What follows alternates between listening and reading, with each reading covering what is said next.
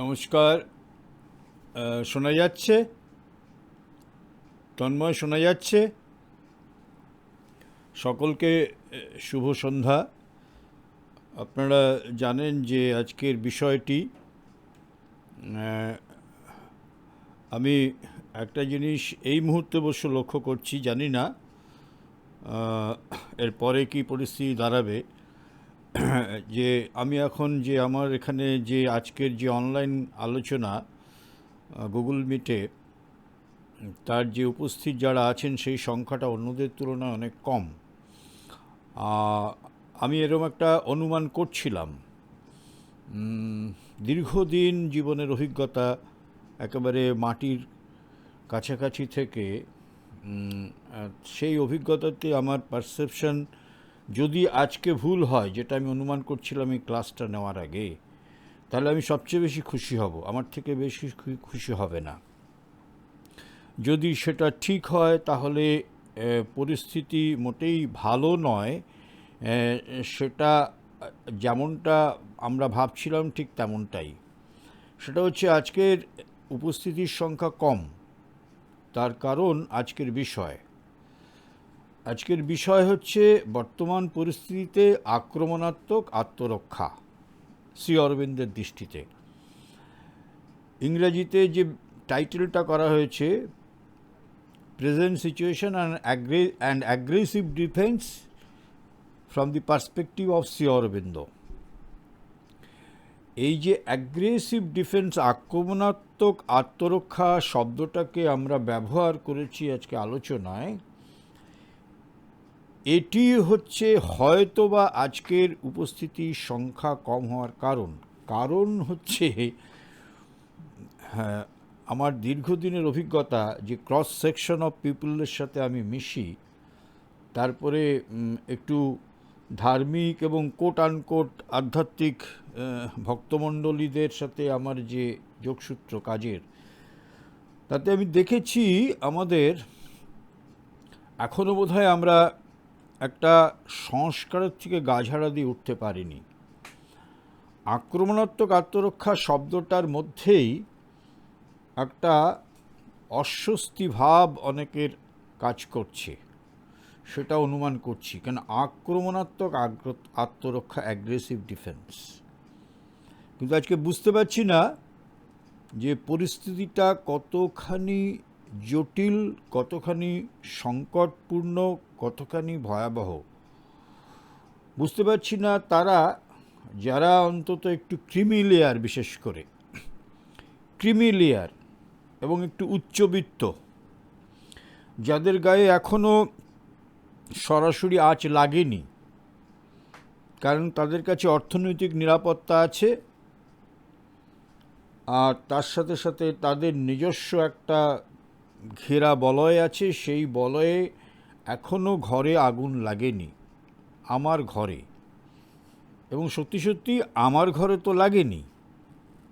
তো আমার ঘরে যতক্ষণ না লাগছে আমার ঘুম ভাঙবে না। ঠিক এই অবস্থাটাই কিন্তু গত 1000 বছর আগে বিগত ভারতবর্ষ যে পরাধীন ছিল, ঠিক এরকম একটা অবস্থা আমাদের ছিল। আমাদের বহু সাফল্য ছিল, বহু কৃতি ছিল, কিন্তু আমরা এত স্বতন্ত্র ছিলাম, বিচ্ছিন্ন ছিলাম সমগ্রতার থেকে। যদিও একটা কালচারাল ইউনিটি ছিল, একটা জিওগ্রাফিক্যাল ইউনিটি ছিল, কিন্তু পলিটিক্যাল ইউনিটি অ্যান্ড সভরেনিটি সেই অর্থে অ্যাজ এ নেশন স্টেট, যেটা ইউরোপের ধারণায় বলা হয়, যার একটা পলিটিক্যাল সভরেনিটি থাকবে, সেটা ভারতবর্ষে ছিল না। ফলে ছোট ছোট অঙ্গরাজ্যগুলো তারা আত্মশ্লাঘায় ভুগতেন, সেলফ কমপ্লাসেন্ট।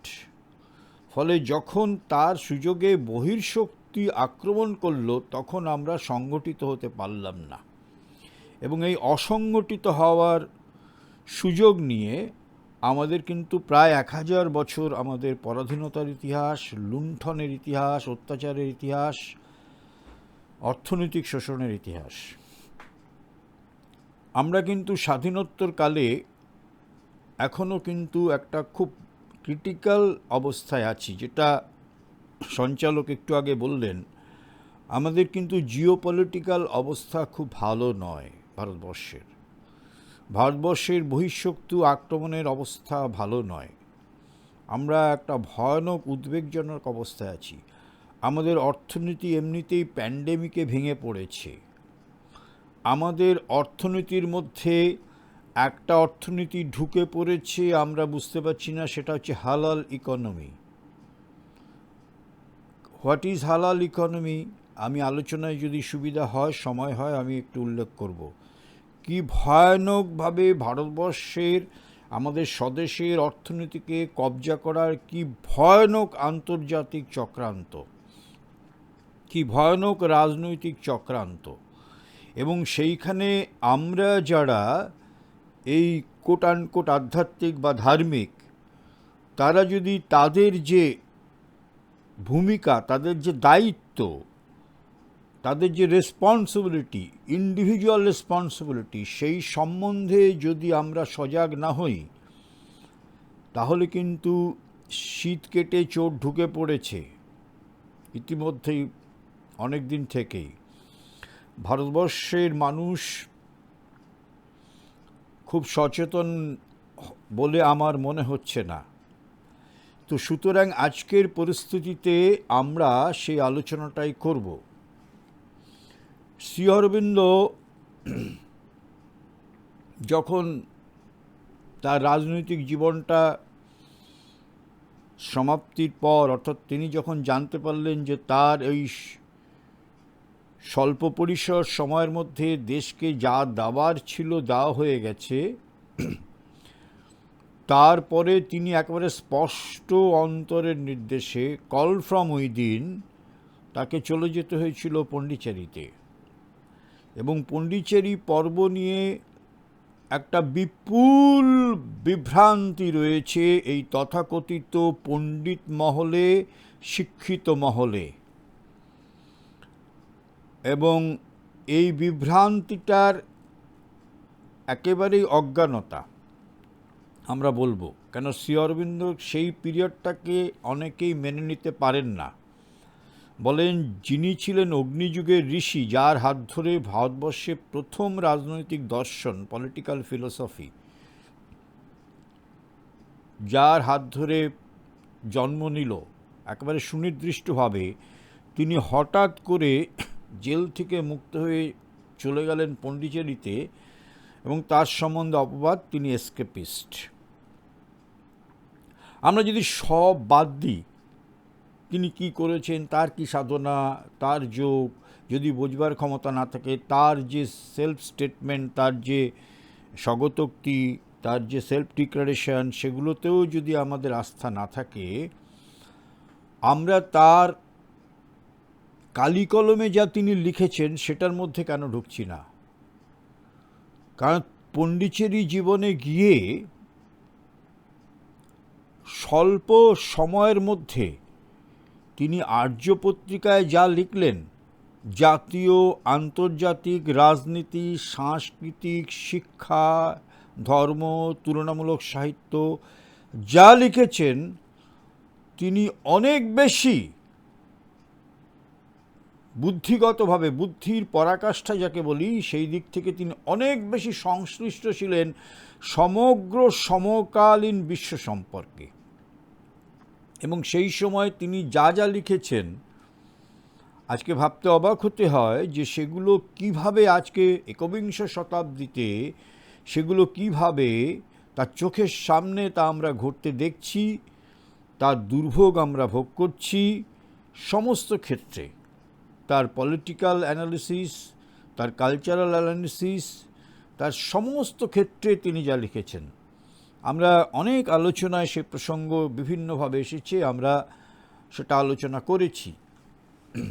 আমরা শ্রী অরবিন্দের একটি বিখ্যাত বই তিনি লিখেছিলেন একজনের প্রতিবাদের উত্তরে। প্রতিবাদটি কি? জন উডরফ একটা প্রবন্ধ লিখেছিলেন, ভারত কি সভ্য। সেই প্রবন্ধে তিনি ভারতকে নাস্তানাবুদ করেছেন, একটা অর্ধশিক্ষিত, একটা অনুন্নত, একটা সংস্কৃতির জগতে পিছিয়ে পড়া ইত্যাদি ইত্যাদি। আমি সে আলোচনা করছি না, কেন পরিসর তাহলে বড় হয়ে যাবে। তাহলে জন উড্রফের ইজ ইন্ডিয়া সিভিলাইজড বা জন উড্রফের বইটা তাহলে পড়তে হয় আপনাদের। শ্রী অরবিন্দ সেইটার উত্তর দিতে গিয়ে তিনি ধারাবাহিকভাবে লিখলেন ফাউন্ডেশনস অফ ইন্ডিয়ান কালচার, এবং তিনি দেখালেন ভারতবর্ষের সংস্কৃতি, ভারতবর্ষের সাহিত্য, ভারতবর্ষের রাষ্ট্রতন্ত্রর তার যে স্বকীয়তা, তিনি সেটাকে মন্থন করে তুলে আনলেন আমাদের কাছে, সমগ্র দেশবাসীর কাছে এবং বিশ্ববাসীর কাছে। আমি বলবো, যারা আধুনিক সাহিত্য নিয়ে, রাজনীতি নিয়ে, আধ্যাত্মিকতা নিয়ে যারা চর্চা করেন, যারা সনাতন ধর্মের কথা বলেন অথচ সনাতন ধর্মকে বলে তারা একটা সেই অচলায়তন আবার ধর্মমন্যতার দিকেও ঝোঁকেন বা তাকে ধরে থাকেন, তাদের কাছে কিন্তু শ্রী অরবিন্দের এই প্রবন্ধ, দীর্ঘ প্রবন্ধ, তাদের কাছে কিন্তু একটা আলোকবর্তিকা, চোখ খুলে দেওয়ার মতো। সেইখানে শ্রী অরবিন্দ অনেক কথা বলেছেন, আমরা সময়ে সে আলোচনাটা করব। আমি শুধু একটা জায়গায় শ্রী অরবিন্দের একটা বাক্য তুলে ধরে আমি আলোচনাটায় ঢুকব।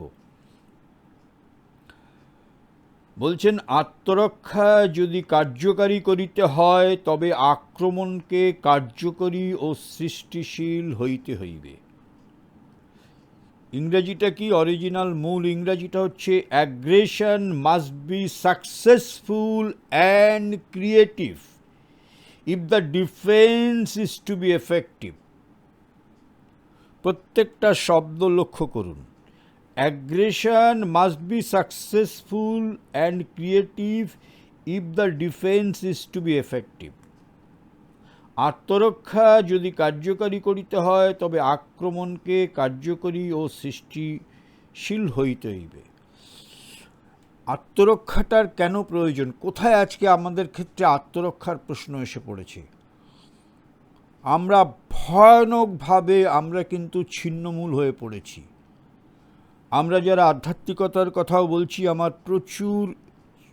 আমার এই ইন্টারাকশনের ফলে, বিভিন্ন গ্রুপের সাথে চ্যাট করার ফলে আমি দেখতে পাচ্ছি যে আমাদের মধ্যে কিন্তু একটা পরিচ্ছন্ন সুস্পষ্ট ধারণা নেই। What is spirituality, what is Indian civilisation. আজকে কতগুলো ফ্রন্টে, কতগুলো দিক থেকে আজকে আমরা যেটাকে বলে ভারতীয়ত্ব, সেখান থেকে সরে এসেছি, হয় জ্ঞানত নাহলে অজ্ঞানত। সেইটা আমাদের বুঝতে হবে। প্রথম হচ্ছে, ধরুন শ্রী অরবিন্দ স্বাধীনতার আগেই বললেন যে ভারতবর্ষ যে স্বাধীন হবে, তার স্বাধীনতা শুধু তার পলিটিক্যাল ফ্রিডমের জন্য নয়, কেন মানুষের সভ্যতা যেদিকে এগিয়ে চলেছে, evolution of civilisation, evolution of human life, সেখানে ভারতবর্ষের একটা বিশেষ অন্যতম ভূমিকা আছে। একটা দাস জাতি, সে যদি পরাধীন থাকে, সেই ভূমিকা পালন করতে পারবে না। সেই জন্য আগে তাকে স্বাধীন হতে হবে। তার স্বাধীনতাটা শুধু পলিটিক্যাল ফ্রিডম নয়, তার পলিটিক্যাল ফ্রিডমের সাথে তার ইনার ফ্রিডম, তার আধ্যাত্মিক জাগরণ, তার নবজাগরণ দরকার। সেই জন্য তাকে স্বাধীন হতে হবে। এবং তিনি যা কিছু লিখেছেন সরাসরি ব্রিটিশের বিরুদ্ধে, তার যে সংগ্রাম, তার যে রণনীতি, সেটার একটাই পাখির চোখ, যে সামনে যে অনাগত ভবিষ্যৎ অপেক্ষা করছে মানব জাতির জন্য, জীবনের জন্য, সভ্যতার জন্য, সেইটার রূপরেখা তৈরি করতে হলে আগে ভারতকে স্বাধীন করতে হবে, স্বাধীন হতে হবে। তারপরে ভারত তার নিজের কথা শোনাবে। তো সেই জন্য শ্রী অরবিন্দের সমস্ত লেখা, তিনি সেই সময় যখন লিখেছিলেন 1910-এর আগ পর্যন্ত, তার সমস্ত লেখায় আমরা যদি দেখি, সেই একটাই তার ফোকাল পয়েন্টটা কিন্তু একটা জায়গায়, যে জীবন সর্বতোভাবেই জীবন, এবং জীবন মানে একটা গ্রোয়িং কনসাসনেস। সে নিজেকে ফুটিয়ে তুলতে চাইছে, সেই ফুটিয়ে তোলার ক্ষেত্রে যে বাধা আছে, সেই বাধাগুলোকে দূর করা। প্রথম বাধা হলো আমরা যখন স্বাধীনতা পেলাম, যেটা ব্লান্ডার ভারতবর্ষের স্বাধীনতার ক্ষেত্রে, তিনি প্রথমে বললেন যে আমাদের যে সংসদীয় গণতন্ত্র, যেটাকে টুকে আমরা নকল করেছি আমাদের সংবিধানের মধ্যে, এটা ভারতের জন্য উপযুক্ত নয়। ভারতের গণতন্ত্রের যে কনসেপ্ট, ধারণা, সেটা সুপ্রাচীনকালে ভারতবর্ষের সমস্ত সিস্টেমের মধ্যে ছিল। আমি সবাইকে অনুরোধ করব, ইন্ডিয়ান পলিটি এই শিরোনামায় ফাউন্ডেশনস অফ ইন্ডিয়ান কালচারের শেষের দিকে তিনি একটা নাতিদীর্ঘ প্রবন্ধ লিখেছেন। সেখানে তিনি দেখিয়েছেন যে গণতন্ত্রের শিকড় কত গভীরে ছিল ভারতবর্ষের। ভারতবর্ষকে গণতন্ত্র শিখতে হলে, ডেমোক্রেসি শিখতে হলে, ওয়েস্টার্ন ডেমোক্রেসিকে নকল করে ইন্ডিয়ান কনস্টিটিউশনকে দাঁড় করানোটা কত বড় ভুল। এবং সেটা আমি রিসেন্টলি সম্প্রতি একটা কাজ ধরেছি, সেখানে দেখানো হচ্ছে যে যিনি আজকে ভারতবর্ষের সংবিধান প্রণেতা, যাকে বলা হয় বি.আর. আম্বেদকর, আপনারা জানেন, তিনি সেই সংবিধান রচনা কমিটির যে কনস্টিটিউয়েন্ট অ্যাসেম্বলি কমিটিতে তিনি ছিলেন চেয়ারম্যান, প্রেসিডেন্ট। তার কাজটা ছিল সেটাকে ফাইনালি এডিট করে প্রকাশ করা। এহেন কাজটি যিনি করেছেন, তিনি 1948 সালে সংসদে তার যে বিবৃতি আপনারা দেখবেন, তিনি পরিষ্কার সেখানে বলেছেন যে আমার এখন ইচ্ছা করছে এই সংবিধানটি আমি নিজে ছিঁড়ে ফেলি, কেন এটা কম্প্যাটেবল নয় ভারতীয় চরিত্রের সাথে, ভারতীয় সভ্যতার সাথে। আজকে প্রতিনিয়ত আমরা বুঝতে পারছি যে এই যে রাজনৈতিক যে পলিটিক্যাল সিস্টেম, এটাকে আরও আজকে আমাদের এই সভ্যতাকে, আমাদের জীবনকে আরও ডিস্টাবিলাইজ করছে। এই যে মাল্টি পার্টি সিস্টেম, এই যে আইডেন্টিটি পলিটিক্স, এই যে রিজিওনাল পার্টিগুলো উঠে এসে তারা তাদের সংকীর্ণ দাবি দেওয়া, সংকীর্ণ তাদের যে ভোট পলিটিক্স, সেটাতে আজকে যে ইস্যুগুলো, সেগুলো যে উন্নয়নের যে ইস্যু, সেগুলো এতই সুপারফিশিয়াল যে মানুষ যে আসলে একটা অ্যাস্থেটিক বিইং, মানুষের ভিতরে যে একটা কনসাসনেস গ্রো করছে, সেইটার যে উন্নয়ন, তার যে ডেভেলপমেন্ট, সেটাকে চূড়ান্তভাবে অবহেলা করা হয়েছে। এবং তার একটা বড় কারণ হচ্ছে ভারতীয় শিক্ষা ব্যবস্থা। মজার কথা, যিনি লিখলেন a system of national education, যাকে প্রথম জাতীয় মহাবিদ্যালয়ের ভারতবর্ষের জাতীয় মহাবিদ্যালয়ের প্রথম প্রিন্সিপাল করা হলো শ্রী অরবিন্দকে, রবীন্দ্রনাথ, সুবোধ মল্লিক প্রমুখেরা টাউন হলের সেই বিখ্যাত ঐতিহাসিক সভায় তাকে মনোনীত করলেন। তিনি প্রথম জাতীয় মহাবিদ্যালয়ের প্রথম অধ্যক্ষ হবেন। কেন? যে ইংরেজ তো চলে যাবে। কারণটা কি? সেই কারণটা তো পুরোপুরি ডিফিটেড। সেই ডিফিটের জন্য কারা রেসপন্সিবল? আজকে তাদের দিকে আঙুল তুলতে হবে। আঙুল তোলার সময় হয়ে গেছে। আজকে যদি আঙুল না তুলি, তাহলে এই লিবারালিজমের নামে, এই উদারতাবাদের নামে যে সর্বনাশটা হয়েছে, ছিন্নমূল হয়ে গেছি আমাদের সভ্যতা থেকে, আমাদের শিকড় থেকে, আমাদের আধ্যাত্মিক ঐতিহ্য থেকে। আমাদের প্রজন্ম, তরুণ প্রজন্ম, শ্রী অরবিন্দর কথায় কোট আনকোট, তারা এক একটা ডেমি ছোট ছোট অসুর তৈরি হচ্ছে। তিনি এই কথাটা লিখেছিলেন তিনি যখন ন্যাশনাল কলেজের প্রিন্সিপালশিপ থেকে তিনি পদত্যাগ করলেন, কারণ তিনি জাতিকে নেতৃত্ব দেবেন। জাতি নেতৃত্বহীন। কংগ্রেসের উকিল ব্যারিস্টারের যে দল কংগ্রেস, তাদের দ্বারা আপোষ নীতির মধ্যে যে আবদ্ধ হয়ে রয়েছে, কোনো দিন ভারতবর্ষ স্বাধীন হবে না। সেই দেশটাকে স্বাধীন করতে হবে বলে তিনি নিজে পদত্যাগ করলেন। সেই পদত্যাগের পর সেই বঙ্গীয় জাতীয় মহাবিদ্যালয় চলে গেল যাদবপুরে, এবং তিনি পরখ করছেন যে যাদবপুরে সেই বঙ্গীয় ন্যাশনাল কলেজ, আজকে যেটা যাদবপুর ইউনিভার্সিটি, সেটা আগে বেঙ্গল ন্যাশনাল কলেজ ছিল, পরে নাম পরিবর্তিত হয়েছে।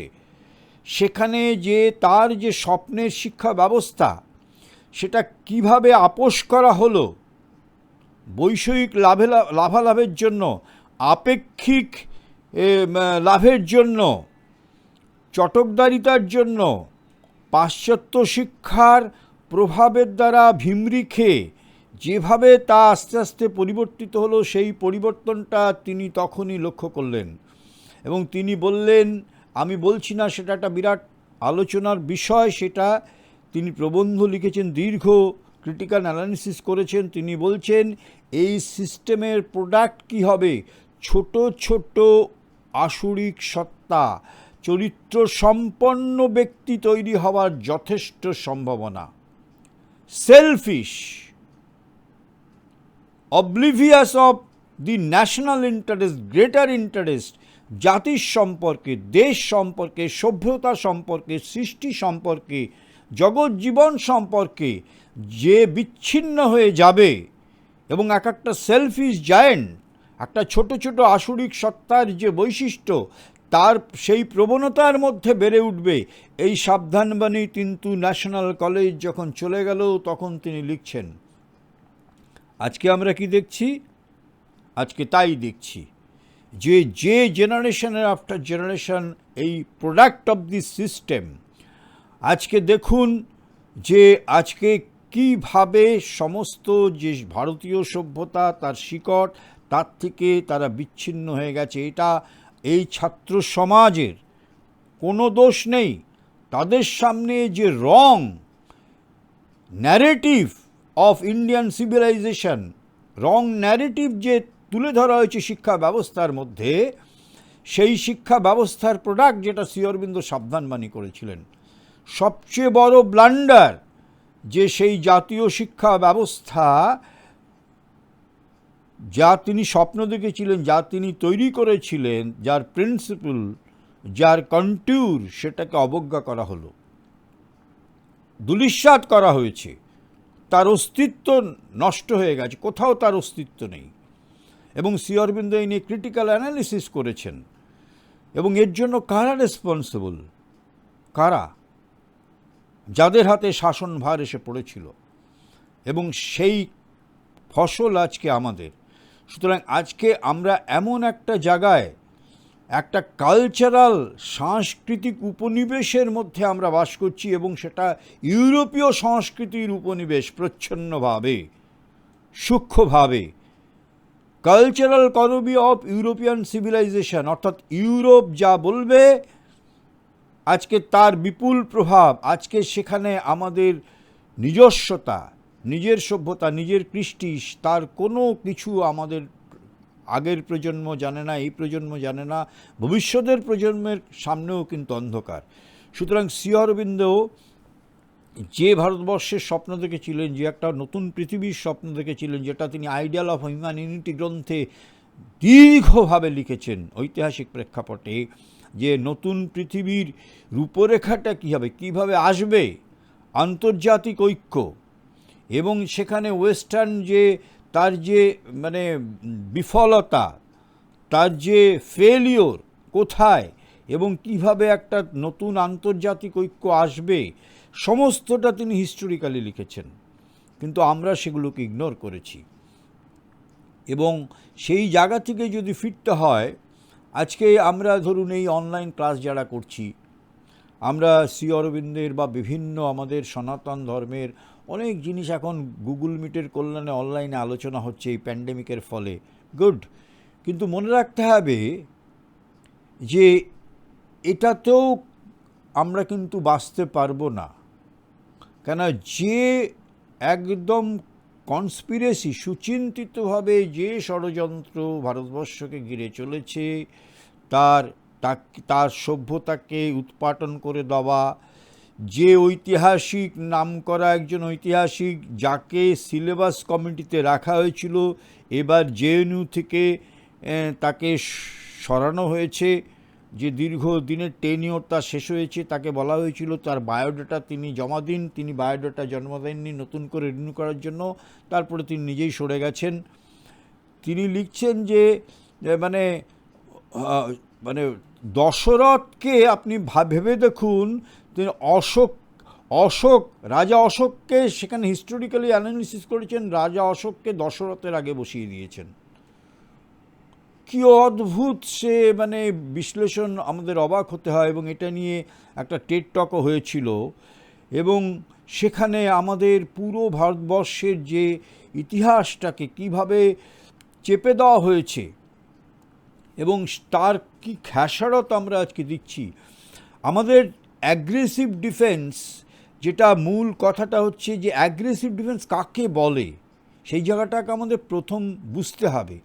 কেন আমরা কি সত্যি সত্যি অ্যাগ্রেসিভ ডিফেন্সের ভূমিকা পালন করছি? যদি না করি, আজকে যেভাবে প্রত্যন্ত অঞ্চলে বহু ভারতবর্ষের শহরে, রাজ্যগুলির শহরে যে কনভার্সন হচ্ছে, যে রিলিজিয়াস কনভার্সন হচ্ছে, যে এডুকেশনাল যে যে যে ভুল ন্যারেটিভ তৈরি হচ্ছে, আজকে হিন্দু ধর্মের নাম শুনলেই একটা বিরাট সংখ্যক প্রজন্ম তারা এটাকে ইগনোর করে। তারা জানে না হিন্দু ধর্ম কী, তারা জানে না সনাতন ধর্ম কী, তারা জানে না ভারতবর্ষ যখন তার সভ্যতা চূড়ান্ত শিখরে, ঐশ্বর্যের চূড়ান্ত শিখরে পৌঁছেছিল, তখন ইউরোপের কী অবস্থা। ইউরোপ অন্ধকার যুগে বসে আছে তখন। ভারতবর্ষের জিডিপি তখন 118% ছাড়িয়ে গিয়েছিল, ওয়ার্ল্ডের দ্য হায়েস্ট জিডিপি সেই সময়। আমাদের প্রজন্ম জানে না মৌর্য বংশের ইতিহাস, চন্দ্রগুপ্তের ইতিহাস, সেই সময় শাসন ব্যবস্থা আমার প্রজন্মরা জানে না। তো আমার প্রজন্মরা যদি না জানে, তারা তো ইউরোপীয় system of civilisation, European polity, তাই দিয়ে তারা পড়াশুনো করছে। আজকে যে আইএএস পরীক্ষা হচ্ছে, আজকে যে আইপিএস পরীক্ষা হচ্ছে, আজকে যে আইএফএস পরীক্ষা হচ্ছে, তার সিলেবাস দেখুন। সেই সিলেবাসের ইতিহাস কি, সেই সিলেবাসের যে দর্শন ফিলসফির যে তার যে চ্যাপ্টার, তার যে সিলেবাস, সেখানে কি পড়ানো হচ্ছে, মানে কিভাবে একটা সচেতনভাবে উদারতাবাদের নামে, ইউরোপিয়ান উদারতাবাদের নামে, প্রগতিবাদের নামে ভারতীয় ন্যারেটিভকে সরিয়ে দেওয়া হয়েছে। আজকে আমরা ভাবছি যে আজকে আমরা সার্বভৌম, আমাদের একটা রাষ্ট্র আছে, আমাদের স্বাধীন নির্বাচিত একটা সরকার আছে কেন্দ্রে এবং বিভিন্ন রাজ্যে, সুতরাং বহিঃশত্রু যদি আসো, আমার সার্বভৌমত্ব তো আছে, আমি তো একটা সভরেন কান্ট্রি, তো সুতরাং রেজিস্ট করবে। মনে রাখতে হবে যে এই রকম বহু স্বাধীন রাষ্ট্র কিন্তু, যারা এক সময় হিন্দু ছিল, তারা আজকে কিন্তু অন্য ধর্মে কনভার্ট হয়ে গেছে 100%। আজকে আফগানিস্তান, আজকে মালয়েশিয়া, আজকে বার্মা, সমস্তটাই ছিল। তো আজকে যে কনভার্সনটা হয়েছে, সেইখানে রেজিস্ট করা যায়নি। তার উত্তরে আমরা বলতে পারি, কেন 1000 বছর ধরে চেষ্টা হয়েছে, তবুও তো এ দেশটাকে কনভার্ট করতে পারেনি অন্য কোনো ধর্মীয় গোষ্ঠী বা সম্প্রদায়। ঠিক কথা। তার একটা বড় কারণ হচ্ছে এর কোনো সিঙ্গেল বুক নেই। যেমন বাইবেল আছে, যেমন কোরআন আছে, এই জন্য 1000 হায়াড্রা, একটা সাপের অজস্র মুখ, কাকে সে মারবে, কাকে সে হত্যা করবে, সেই জন্য এটাকে পারেনি। কিন্তু মনে রাখতে হবে, যেভাবে সমস্ত এডুকেশন সিস্টেমের মধ্যে দিয়ে, ইতিহাসের মধ্য দিয়ে আমাদের গ্র্যান্ড ন্যারেটিভটাকে নষ্ট করা হচ্ছে, সেইটা কিন্তু একদম মানে ভয়ানক খারাপ অবস্থা। তার কারণ যে আমরা এই ব্যাপারে সচেতন নয়। আজকে মনে রাখতে হবে যে ভারতবর্ষকে 1000 বছরেও যে জয় করতে পারেনি, তাকে তার ধর্ম থেকে, তার সনাতন ধর্ম থেকে তাকে যে আপরুট, তার একটাই কারণ, কি বিপুল পরিমাণ রেজিস্ট্যান্স ছিল। ভেবে দেখুন, সেই মৌর্য বংশের ইতিহাসের কথা, পাঠানদের ইতিহাসের কথা, মারাঠাদের ইতিহাসের কথা ভেবে দেখুন, কি সেই সব বীরাঙ্গনাদের ইতিহাস, তাদের স্যাক্রিফাইস, কি সেই শিক্ষা ছিল, সেই রেজিস্ট্যান্সের জন্যই পারা সম্ভব হয়নি।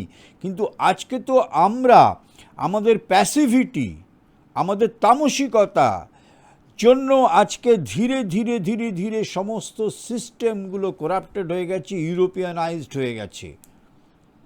সমস্ত পলিটিক্যাল সিস্টেম, গোটা এডুকেশন সিস্টেম এবং কালচারাল ইনফিল্ট্রেশন হয়েছে। এবং এই অবস্থায় আজকে যদি চলে তাহলে আমাদের করণীয় কি?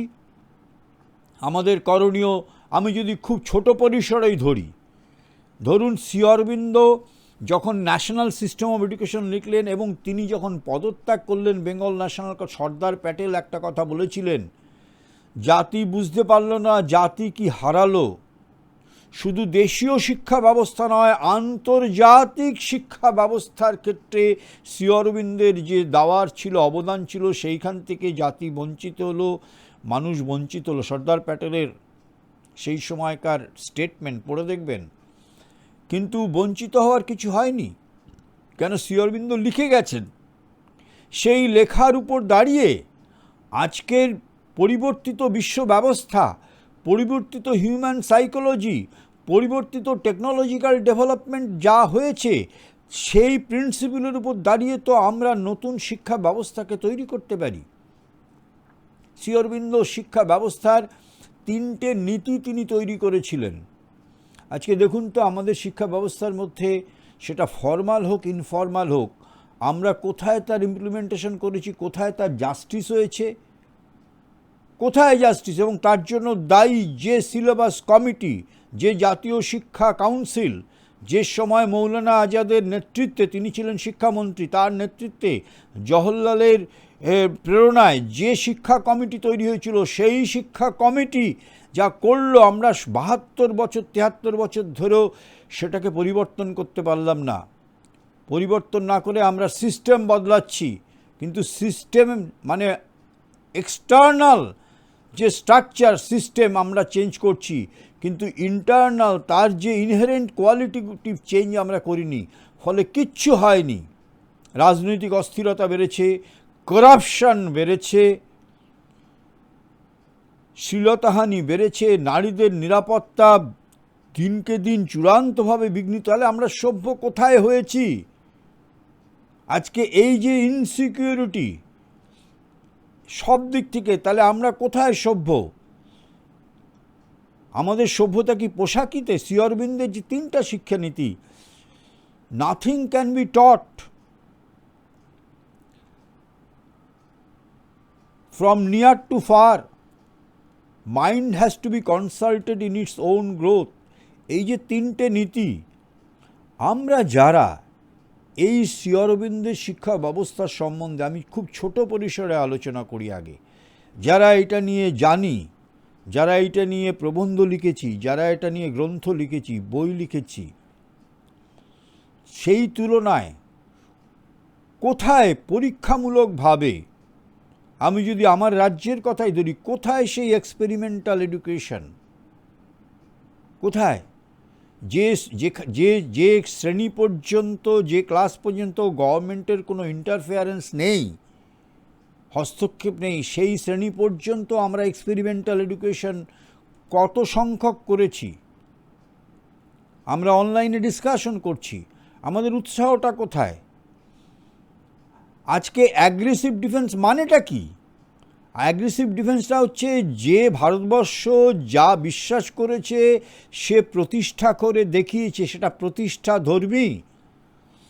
ভারতবর্ষের যে টেম্পেলগুলো, যে টেম্পেলগুলো সম্বন্ধে আজকে বিপুলভাবে একটা সো কল্ড সেকুলারিস্টরা আক্রমণ করছে, সেটা নাকি একটা ধর্মের কুসংস্কারের একটা ডেন, সেই টেম্পেলগুলোতে যে ট্রাস্ট, যে সমিতি সেই টেম্পেলগুলো চালাতো, তারা সেই সময়ে যে তৃণমূল স্তরে যে শিক্ষা ব্যবস্থা সেখানে প্রচলন করেছিলেন, সেখানে ব্রাহ্মণেরা যে শিক্ষা দিতেন, দলিতরা সেই সময় স্ট্যাটিস্টিক্স, আমি বলবো history of ancient Indian education Radhakumud মুখার্জির বইটা পড়তে, এই সোকল্ড সেকুলারিস্টদের, সেইখানে 60% দলিত ছেলেমেয়েরা, সাবঅল্টার্ন ক্লাসের ছেলেমেয়েরা সেখানে পড়াশুনো করত।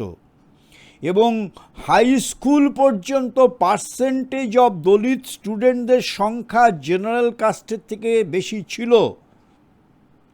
এবং সেখানে শিক্ষকরা অত্যন্ত অর্থনৈতিক দৃষ্টিকোণ থেকে পিছিয়ে পড়া ছিল। সেই ব্রাহ্মণ ক্লাসের শিক্ষকেরা, ব্রাহ্মণ যারা ছিলেন তারাই তো টিচার ছিলেন, তারা জ্ঞান বিতরণ করতেন। সেই সময় তাদের যে স্পিরিট, তাদের যে লাইট, সেটা যদি আমরা অনুধাবন করি, কি ছিল যে তারা ছিল সবচেয়ে পিছিয়ে পড়া শ্রেণী, সেই ব্রাহ্মণ শ্রেণী যারা শিক্ষাদান করতেন। সেই শ্রেণীটা সেই সময় শিক্ষা ব্যবস্থাটাকে গড়ে তুলেছিল তাদের সৌজন্যে, তাদের বদান্যতায়। অ্যান্ড এই হচ্ছে টেম্পল কালচার। এবং সেইখানে ছাত্রদের আবাস ছিল, ছাত্রাবাস। সেই টেম্পলের যে অর্থ সংগৃহীত হতো, সেই অর্থ সংগ্রহ দিয়ে যে শিক্ষা ব্যবস্থা প্রচলন হয়েছিল, তার রূপটা ছিল অনেক তৃণমূল স্তরে। আমরা ভাবতে পারি শিক্ষা ব্যবস্থাটা কোথায় ছিল। আজকে আমাদের ধার করতে হয় আজকে ইউরোপিয়ান এডুকেশন। আজকে এতদিন পরে ন্যাশনাল এডুকেশন পলিসি এনইপি আসছে, জানি না কতদিনে সেটা প্রযুক্ত হবে। আমরা ছোট্ট একটা উদাহরণ দিই যে আমরা ফিরে তাকাবো না আমাদের অতীতের দিকে, কেন আমরা অ্যাগ্রেসিভ ডিফেন্স অবলম্বন করব না সেই ভারতবর্ষের সব কিছুকে আবার পুনরুদ্ধার করে এনে তার পুনর্জন্মের জন্য। আমরা জানেন যে হিউয়েন সাং যখন এসেছিলেন নালন্দা বিশ্ববিদ্যালয়ে তিনি শিক্ষা নেবেন বলে, তার জার্নিটা আপনারা পড়েছেন। একটা উপন্যাস, একটা রোমাঞ্চকর উপন্যাস। তিনি পায়ে হেঁটে চীন থেকে হিমালয় পেরিয়ে নালন্দায় পৌঁছেছিলেন। সেই জার্নির ইতিহাসটা পড়বেন, বহু উপন্যাসকে হার মানাবে, রোমাঞ্চকর উপন্যাসের সমতুল্য। কি দুর্যোগ, কি প্রতিকূলতার মধ্য দিয়ে তিনি ওখান থেকে এখানে এসে পৌঁছেছিলেন, কি নালন্দায় তিনি শিক্ষিত হবেন, এডুকেটেড হবেন। তো নালন্দা এসে প্রথমে যখন তাকে রুখে দেওয়া হলো দ্বাররক্ষী, অর্থাৎ নালন্দা ইউনিভার্সিটির মেন গেট, মনে করুন ক্যালকাটা ইউনিভার্সিটি, মনে করুন তার মেন গেটে যিনি প্রহরী আছেন, সে প্রহরী তাকে বললেন যে ইন্টারভিউ আগে এখানে দিতে হবে আপনাকে। এবং সেই দ্বাররক্ষী তার ইন্টারভিউ নিলেন। তার প্রথম প্রবেশিকা পরীক্ষার ইন্টারভিউটা নিয়েছিলেন সেখানকার নালন্দা বিশ্ববিদ্যালয়ের দ্বাররক্ষী, যে তিনি যে এই বিশ্ববিদ্যালয়ে তিনি শিক্ষা লাভ করতে চাচ্ছেন, what is his basic foundation seeking, সেইটার পরীক্ষা নিয়েছিলেন নালন্দার দ্বাররক্ষী। ক্যান ইউ ইমাজিন যে শিক্ষা ব্যবস্থাটা কোন গ্রাসরুটে ছিল।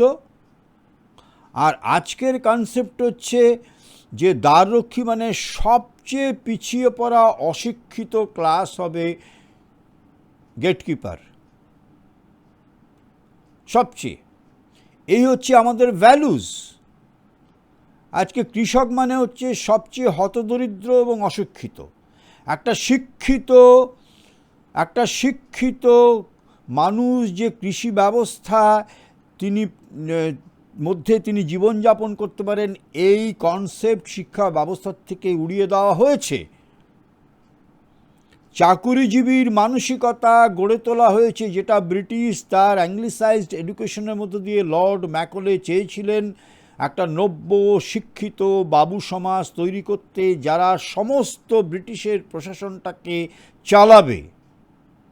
এবং সেই চালানোর জন্য নতুন শিক্ষা ব্যবস্থা, ভারতীয় প্রাচীন শিক্ষা ব্যবস্থাটাকে নির্মূল করে দিয়ে আস্তে আস্তে সেই চোখ ধাঁধানো, সেই অর্থকরী শিক্ষা ব্যবস্থার প্রচলন করলেন নব্য শিক্ষিত সমাজ গড়ে তোলার জন্য, যাতে এই সিভিলাইজেশনটাকে নষ্ট করে দেওয়া হয়, ডিমোরালাইজ করে দেওয়া যায়। এবং তারপর থেকে সমস্ত ভ্যালুস চেঞ্জ হয়ে গেল, সমস্ত ভ্যালুস। আজকে ভারতবর্ষের গণতন্ত্র, আজকে রাজাদের সম্বন্ধে ভুল ধারণা যে আমাদের যে মনার্কিয়াল সিস্টেম কত ডেমোক্রেটিক ছিল, কত প্রো পিপল ছিল, কোনো রাজার ক্ষমতা ছিল না কোনো আইন প্রণয়ন করা, কোনো রাজার ক্ষমতা ছিল না যে তিনি এককভাবে তিনি ডিক্টেটরশিপ তিনি চালাবেন, ডিক্টেটর হবেন। ইতিহাস পড়ে দেখুন, political history of ancient India, Hemchandra রায়চৌধুরীর বইটা এখন নতুন সংস্করণ হয়েছে। আমি সমস্ত বিরোধী, যারা ভারতীয় সভ্যতার বিরোধী, যারা হিন্দু ধর্মের বিরোধী, সনাতন ধর্মের যারা একবজ্ঞা সমালোচক আর তথাকথিত ভেক্স সনাতন ধর্মধারীদেরও বলবো যে এই পূজা কেন্দ্রিক, অনুষ্ঠান কেন্দ্রিক ধর্মমন্যতা সনাতন ধর্ম নয়। সনাতন ধর্ম হচ্ছে সর্বতভাবে জীবন কেন্দ্রিক। এই ধর্মাচরণ ছিল না, এই মন্দিরের কালচার ছিল না একটা সময়, সর্বতভাবেই সেটা জীবন সর্বস্ব ছিল। সুতরাং তাদের যদি ভারতবর্ষের ইতিহাসটাকে যদি জানতে হয়, যদি তাকে বুঝতে হয় এবং যদি ফেস করতে হয়, ফেস দি মিউজিক। আজকে বিপুল যে প্রতিপক্ষ আমাদের সামনে দাঁড়িয়ে গেছে, আমাদের সভ্যতার সামনে, আমাদের ধর্মের সামনে, তাকে ডিমোরালাইজ করার চেষ্টা করছে, ডিক্যারেক্টারাইজ করার চেষ্টা করছে। তার সাথে কতগুলো মিডিয়া এবং সংবাদপত্র যাদের প্রচুর শেয়ার বিদেশে রয়েছে, সেই সমস্ত সংবাদপত্র এবং ইলেকট্রনিক্স মিডিয়ার, তারা এই সিভিলাইজেশনটাকে ডিস্টর্ট করার চেষ্টা করছে যাতে এটা কালচারাল কলোনি এবং ইকোনমিক কলোনি হয়ে যায়। সেইটাকে যদি কমব্যাট করতে হয় তাহলে অ্যাগ্রেসিভ ডিফেন্স, যে অ্যাগ্রেসিভ ডিফেন্স ভারতবর্ষে ছিল, যে নালন্দার দ্বাররক্ষী, তার এত নলেজ ছিল, সে হিউয়েনসাংয়ের ইন্টারভিউ নিয়েছিল, হিউয়েনসাং তারপরে সেকেন্ড ডোর তাকে যেতে হয়েছিল নেক্সট পরীক্ষায় পাশ করার জন্য, তবে তিনি নালন্দায় শিক্ষিত হয়েছিলেন। যে রাজার কোনো ক্ষমতাই ছিল না আইন প্রণয়ন করা, সমস্তটাই প্রণয়ন করতেন একটা পার্ষদ, এবং তাদের মাথার উপরে ছিল এক একজন ঋষি যারা ছিলেন সেই প্রজ্ঞা চেতনার অধিকারী। তাদের ফাইনাল কনসেন্ট ছাড়া কোনো কিছুই প্রযুক্ত হতো না, এক্সিকিউশন হতো না। রাজা ছিলেন মিয়ার একটা আমলা, আজকের দিনে যাকে বলা হয় ব্যুরোক্র্যাট, মানে সে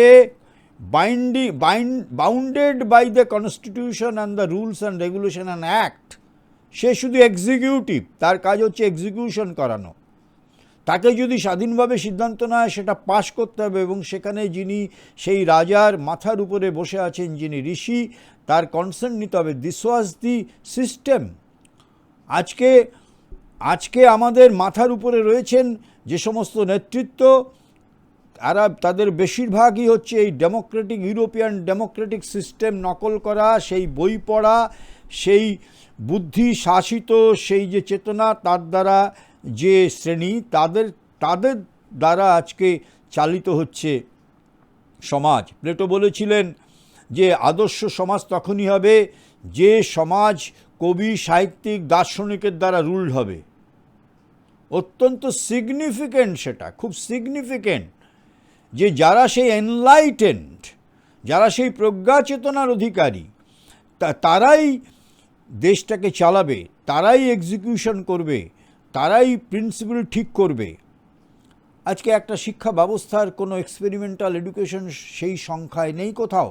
আজকে ইন্ডিয়ান এডুকেশন বলছি, আমরা কজন?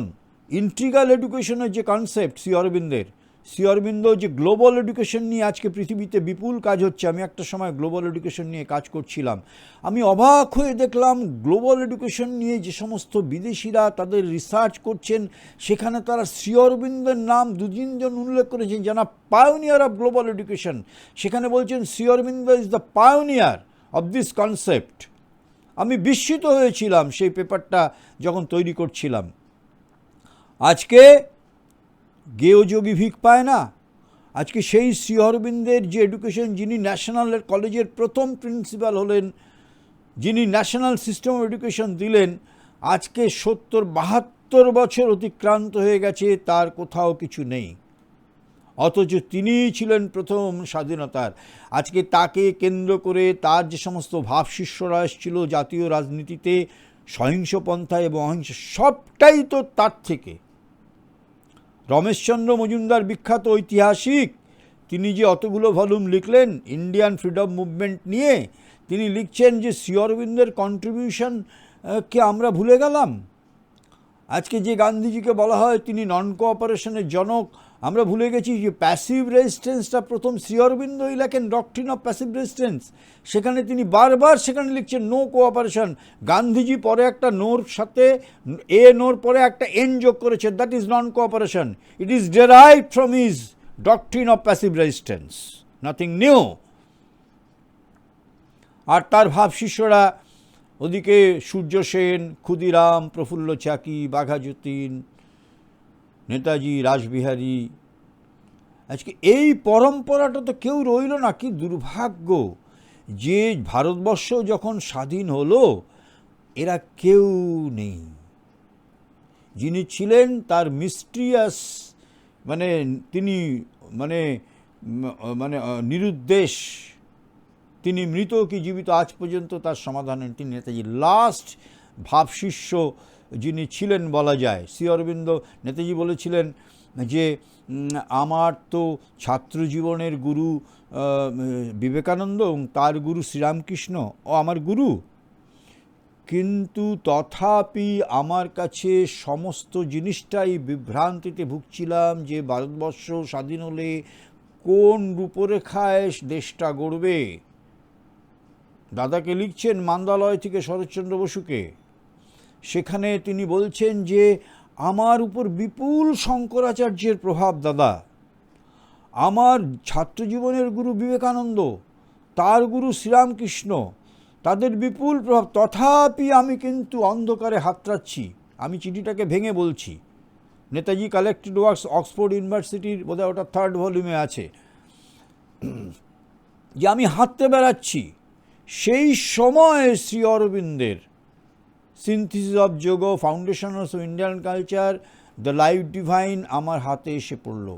And I was totally clear. আমার কাছে পরিষ্কার হয়ে গেল মানব জাতির উদ্দেশ্য কী, সভ্যতার উদ্দেশ্য কী, কোথায় আমাদের নেক্সট এভলিউশন এবং তার জন্য কি করণীয়। আমার কাছে সমস্ত মুশকিল আসান হয়ে গেল বলেই কনক্লুডিং চিঠিতে বলছেন যে প্রত্যেক শতাব্দীতে পৃথিবীর একজন আদর্শ মানবগুরুর প্রয়োজন। আমি নির্দ্বিধায় বলছেন তিনি হলেন শ্রী অরবিন্দ। এবং তিনি বলছেন কি, মাই স্পিরিচুয়াল গুরু।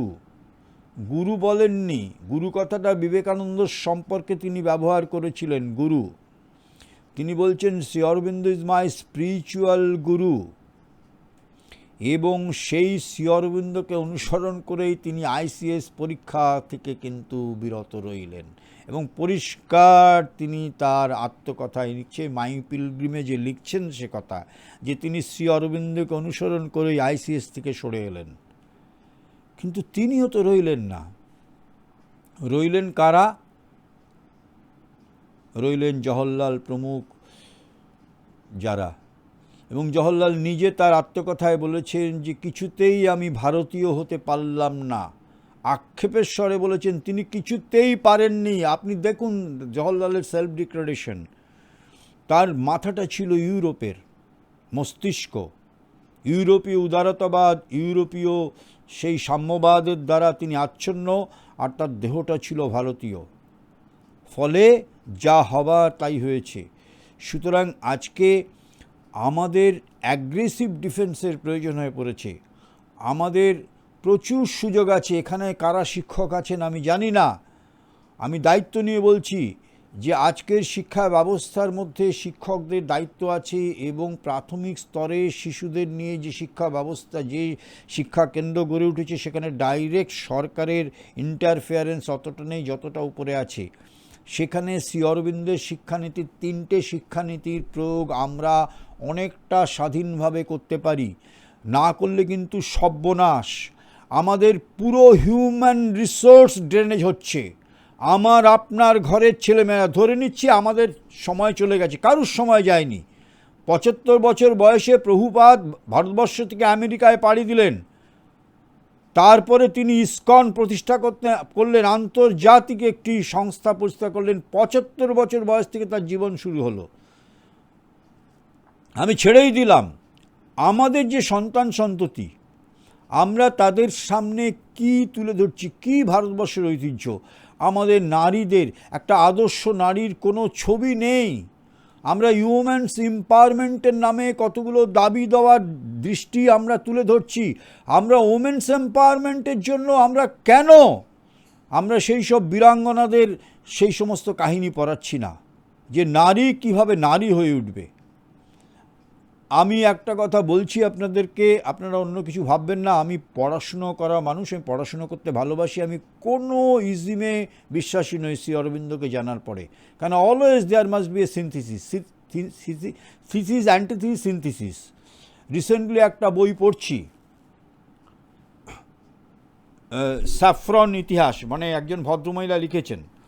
দেখবেন সেই সমস্ত বীর এবং বীরাঙ্গনাদের নিয়ে তিনি বইটা লিখেছেন। বইটার নাম আমি আপনাদের দেখাচ্ছি, বইটা পারলে সংগ্রহ করবেন। বইটা হচ্ছে এই দ্য স্যাফরন সোর্স। কি অসাধারণ ইতিহাস বীরাঙ্গনাদের। আজকে আদর্শ পিতা আদর্শ মাতা, আমি আগের দিনও বলেছিলাম যে বাজিরাওয়ের যে সিরিয়ালটা, আমি অনেককে বলেছি, অনেক গার্জিয়ান দেখেছে, আমাকে ফিডব্যাক দিয়েছে। সত্যি আমরা কীভাবে কীরকম মা হতে হয়, কীরকম বাবা হতে হয়, সিরিয়ালটা দেখুন। একদিকে সন্তানদের মরাল, সাইকোলজিক্যাল, ফিজিক্যাল, মেন্টাল ডেভেলপমেন্ট, তার সাথে সাথে তার জাতীয়তা বোধের দ্বারা তাকে উদ্বুদ্ধ করছে। মা একেবারে গৃহিণী, যিনি রান্নাবান্না করছেন, ধান ভাঙছেন বাড়িতে, তিনি একই সাথে তার ছেলেমেয়েদের শেখাচ্ছেন। আমরা সেই স্পিরিটটাকে আজকে আধুনিক ব্যবস্থার মধ্যে ফিরিয়ে আনতে পারি না। আজকে তো ইন্টারনেটের দৌলতে গোটা বিশ্বের তথ্য আমাদের হাতের মধ্যে রয়ে গেছে। আমাদের তো নতুন করে ন্যাশনাল লাইব্রেরিতে যেতে হবে না, কলেজ স্ট্রিটে গিয়ে বই কিনতে হয় না, কারি বই। আজকে সেসব ব্যবস্থাও হয়ে গেছে যারা একদম অর্থনৈতিকভাবে পিছিয়ে আছেন, অথচ তারা আধুনিক গ্যাজেটস অনেক ব্যবহার করছেন। আমরা গ্যাজেটসগুলোকে আমরা কেন এইভাবে ব্যবহার করছি না? আমাদের ন্যাশনাল স্পিরিট আজকে এভাঞ্জেলিস্ট মুভমেন্ট ভারতবর্ষে কিভাবে পেনিট্রেট করে গেছে, আপনারা যদি সেই সমস্ত গবেষণা পড়েন। ব্রেকিং ইন্ডিয়া, সিম্পলি আপনাদের বলছি, ব্রেকিং ইন্ডিয়া বলে 750 পাতার বেশি একটি বই, একেবারে ডেটা দিয়ে, সোর্স দিয়ে বার করা হয়েছে। দেখবেন কিভাবে ভারতবর্ষকে চারিদিক থেকে স্লোলি কিভাবে ঘিরে ধরা হয়েছে। ভারতবর্ষের পলিটিক্যাল, ইকোনমিক, কালচারাল তাকে কলোনি করার জন্য, এবং খুব স্লোলি হচ্ছে বলে আমরা বুঝতে পারছি না। এত স্লোলি হচ্ছে আমরা কিন্তু বুঝতে পারছি না। আমরা শিয়রে কিন্তু খুব খারাপ অবস্থা। স্পেন যখন, আজকে ব্রিটেনের বহু জায়গায় ব্রিটেনের শাসন চলে না, আজকে ফ্রান্সের বহু জায়গায়, অস্ট্রেলিয়ার বহু জায়গায় সেখানকার যে কনস্টিটিউশন, তার যে পুলিশি ব্যবস্থা, তার আইন কানুন চলে না। একটি নির্দিষ্ট উগ্র ধর্মীয় গোষ্ঠী সেখানে তাদের আইন প্রণয়ন, তাদের লোকাল অ্যাডমিনিস্ট্রেশন চালু করেছে। পড়ুন, এটা তো ইতিহাস। তারাও তো liberal, in the name of liberalism. আর আমার দেশের বহু জায়গা আছে, আজকে সেই সমস্ত জায়গায় আমাদের কোনো সংযোগ নেই বলে আমরা বুঝতে পারছি না। ডিস্টর্ট করা হচ্ছে সমস্ত জিনিসকে, আজকের প্রজন্মকে। আমরা সেইখান থেকে আমরা যদি ফিরতে না পারি, আমাদের কিন্তু খুব খারাপ অবস্থা। কেন, ইকোনমিতে হালাল ইকোনমি এসে গেছে। একদিন হালাল ইকোনমি নিয়ে আমি আলোচনা করব। সেখানে একটা নির্দিষ্ট ধর্মীয় গোষ্ঠী, তারা আন্তর্জাতিক স্তরে একটা ব্র্যান্ড তৈরি করেছে, তাদের আন্তর্জাতিক মার্কেটকে এমনভাবে ক্যাপচার করেছে। আপনি লোকাল ভারতীয় একটা বাণিজ্যিক সংস্থা, আপনি যদি সেই প্রোডাক্টটা মার্কেটিং করতে চান, আপনাকে হালাল সেই এমব্লেমের ছাপটা দিতে হবে। হালাল ছাপ না দিলে আপনি সেই প্রোডাক্টটা আপনার বাণিজ্যিকভাবে মার্কেটিং হবে না। কি জাতীয় স্তরে, বড় বড় মাল্টি স্টোরে, কি বাজারে, কি আন্তর্জাতিক স্তরে। এবং সেটা একটা বিশেষ ধর্মীয় গোষ্ঠী তারা তৈরি করেছে। ভয়ানক অবস্থা। এবং ইদানিংকালে সেইটা নিয়ে সোশ্যাল মিডিয়ার দৌলতে নাড়াচাড়া হয়েছে বলে কেন্দ্রীয় সরকারের কাছে, ডিফেন্সের কাছে প্রচুর আপত্তিজনক চিঠি গেছে, ডেপুটেশন গেছে। আইআরটিসিতে সেই হালাল ছাপ মারা কিছু প্রোডাক্টকে সরিয়ে দেওয়া হয়েছে, পার্লামেন্টে কিছু প্রোডাক্টকে সরানো হয়েছে, কিন্তু এই যে বিশাল বাজার ভারতবর্ষের, আজকে তাহলে বলুন, তাহলে আমাদের নিজেদের ছেলেমেয়েরা স্টার্ট আপ বিজনেস করবে, নিজেরা স্বনির্ভর প্রকল্প করবে, নিজেরা একটা প্রোডাক্ট করবে, তারা কি করে তাদের নিজেদের আন্তর্জাতিক, দেশীয় এবং আন্তর্জাতিক অর্থনৈতিক যে তাদের যে বাজার, তাদের অর্থনৈতিক যে তাদের স্বাধীনতা কি করে তারা অর্জন করবে? এইভাবে যদি সরকার এবং আমরা কিছু লিবারাল, কোট আনকোট সোকল লিবারালরা যদি এরকম বলি, এই করে করেই কিন্তু ভারতবর্ষ 72 বছর চলে গেছে। আমাদের তো সরকার আছে, আমরা তো একটা তো সরকার তো আছে, গোটা শিক্ষা ব্যবস্থাটা তো একদম ঘেঁটে দেওয়া হয়েছে আমাদের দেশে সার্বভৌম সরকার থাকা সত্ত্বেও। আমাদের অর্থনীতি তো কী অবস্থা, ডিফেন্সের কী অবস্থা ছিল। তো সুতরাং আমাদেরকে কিন্তু খুব সচেতন হতে হবে, এবং আমরা যেটা করতে পারি, আমরা যেটা জানি, সেটাকে আমার কাছে যে ইনফরমেশনটা আসছে সেটা কেন শেয়ার করছি না, কেন আমার প্রজন্মকে আমি উদ্বুদ্ধ করছি না? দেখো, দিস ইজ ইন্ডিয়া, দেখো দিস ইজ হালাল ইকোনমি, দেখো এই হচ্ছে ফ্লস অফ এডুকেশন, এই এডুকেশনের প্রোডাক্ট হয়েছে আজকের ছেলেমেয়েরা। একটা বড় সংখ্যক মা তার কমেন্ট করেছিলেন 60-এর দশকে, আমার সময়ের অভাবে সেগুলো বলছি না, যে এখনকার শিশুরা ছোটোবেলা থেকেই এমন আবহাওয়ায় বড় হয়, তাদের ভোগ বাসনা, ইন্দ্রিয়জ কামনা খুব অল্প বয়স থেকেই তাদের প্রকট হয়ে যায়। This is the production of education system, যেখানে বলা হচ্ছে তোমার লক্ষ্য হচ্ছে চূড়ান্ত একটা সাফল্য, অর্থনৈতিক সাফল্য, গাড়ি বাড়ি। অথচ সে যখন সাফল্যের শিখরে পৌঁছয়, তার নিজের জীবনটা জর্জরিত হয়ে যায়, ঘুম তার আসে না ট্যাবলেট খেয়েও। একটা ওষুধ থেকে আর একটা ওষুধের পার্শ্ব প্রতিক্রিয়ায় হাজারো রোগের সে শিকার। আজকে পুরো ইন্ডিয়ার যে চিকিৎসা শাস্ত্র, যেটা সুশ্রুতে ছিল, আজকে সেই চিকিৎসা শাস্ত্রকে মুছে ফেলা হয়েছে। আজকে যে সার্জারি, বিশ্বের সার্জারি কোথায় ছিল? ভারতবর্ষের 50টার উপরে সার্জারি ছিল সেই সময়ে, যখন সার্জারি পাশ্চাত্য লোকেরা জানতই না। আমরা সেই সমস্ত জিনিসটাকে আমরা আমাদের মেডিকেল কোর্সের মধ্যে আনিনি, সচেতনভাবে আনিনি, তাই নিয়ে ডেভেলপমেন্ট করিনি। কেন করিনি? আমরা আজকে আঙুল তুলব না, আজকে আমরা সরব হব না, আমরা সচেতন হব না যে সুশ্রুতের শিক্ষা, তার চিকিৎসা ব্যবস্থাকে ফিরিয়ে আনা, মেডিকেল সিস্টেমের মধ্যে, হলিস্টিক সিস্টেমের মধ্যে। আজকে প্রমাণিত, পৃথিবীর বিখ্যাত বড় বড় ডাক্তাররা, ভাইরোলজিস্টরা, আমি নিয়মিত গবেষণাগুলো ইন্টারনেটে দৌলতে পড়ছি, যে আজকে গোটা অ্যালোপ্যাথিক সিস্টেমটা কিভাবে ভারতবর্ষে পৃথিবীতে এসছে, তার ব্যাকগ্রাউন্ডটা পড়ুন। যদি পড়ার সময় না থাকে, ডক্টর BM হেগড়ে, যিনি পদ্মবিভূষণ, যিনি ডাক্তারদেরও ডাক্তার, তার টেড টক দেখুন ইউটিউবে। অ্যালোপ্যাথিক চিকিৎসার উৎস কোথায়, ফার্মাসিউটিক্যাল ইন্ডাস্ট্রি কিভাবে জন্ম নিয়েছে, কারা জন্ম নিয়েছে, এর পিছনে কি গভীর চক্রান্ত। It is a complete business. এটা কখনোই ট্রিটমেন্ট ওরিয়েন্টেড নয়, এটা বিজনেস ওরিয়েন্টেড এখনও পর্যন্ত। আপনারা দেখুন, সেই সব তথ্য নিজেরা পড়ুন। এবং কে বলছেন? যিনি এত বড় একটা জাতীয় এবং আন্তর্জাতিক স্তরের একজন নামকরা অ্যালোপ্যাথিক ডাক্তার, যাকে বলা হয় তিনি ডাক্তারদেরও ডাক্তার, তিনি এটা প্রমাণিত। আজকে রিডাকশনিস্ট সায়েন্স হচ্ছে অ্যালোপ্যাথিক ট্রিটমেন্ট, অর্থাৎ সে কখনো একটা হলিস্টিক ট্রিটমেন্ট করতে পারে না। আজকে যে চিকিৎসা শরীরের করছে, সেই চিকিৎসা করতে গিয়ে ব্রেনের তার যে সেলগুলো, তার যে গ্রে ম্যাটারগুলো পর্যন্ত ড্যামেজড হচ্ছে, তার পার্শ্ব প্রতিক্রিয়া হচ্ছে, তার একটা হলিস্টিক ডেভেলপমেন্ট হচ্ছে না এই ট্রিটমেন্টের ফলে। তো আমরা ভারতবর্ষে তো আমাদের সবটাই ছিল। আজকে ব্রিটিশ নয়, সেগুলোকে অনেক ধ্বংস করেছে মুসলমানরা। বহু নালন্দার বই তো প্রায় 1 মাসের উপরে পুড়তেই লেগেছে। গোটা গ্রন্থাগার, সমস্ত পুরনো সমস্ত পুঁথিগুলোকে শেষ করা, কিন্তু যেগুলো রয়ে গেছে সেগুলোকে কেন আমরা আমাদের শিক্ষা ব্যবস্থার মধ্যে আনিনি? আজকে না আনার ফলে আজকে পাশ্চাত্য যে অবস্থার শিকার, আজকে আমরাও তার শিকার। সুতরাং আমাদেরকে সেটা ফিরিয়ে আনতে হবে।